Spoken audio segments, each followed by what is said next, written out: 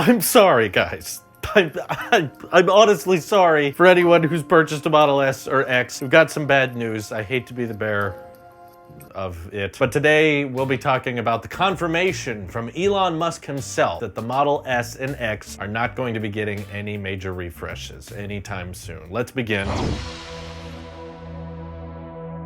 This is not the kind of video I enjoy making, but it's one I wanted to talk about given we had so much success with the last video about the Model S being redesigned or refreshed in 2020. We talked about the potential, but if you guys remember, I ended that video with it's likely not going to happen because so much of Tesla's income now is so focused around the more affordable cars. Both the Model 3, the Model Y, and most likely the pickup truck, which will be kind of in its own brand new category, and if it's as cheap as Elon is describing, could end up being a pretty high volume car. It kind of shows us what Tesla's position is for the Model S and X owners that have been around for years and years. And even though Tesla has updated them in a way, not in an aesthetic way, but just in terms of efficiency, they swapped out the motors to be more efficient so that the range on the S and the X are a lot better than they were before. But this confirmation happened because a good friend of ours, Brandon, tweeted at Elon Musk if there was a Model X redesign coming. And it also got seconded by another good friend, MKBHD, who said he wanted to second that question because his Model S lease is actually ending soon, and Elon Musk actually replied to them, but he has met Marquez, so it's not that too out of the ordinary. But to have this announcement via Twitter replies is kind of weird, but also kind of helpful. Instead of waiting for like press events for updates on things, Elon will just flat out confirm or deny things via Twitter replies. But essentially what he said was this: there is no refreshed Model X or Model S coming, only a series of minor ongoing changes.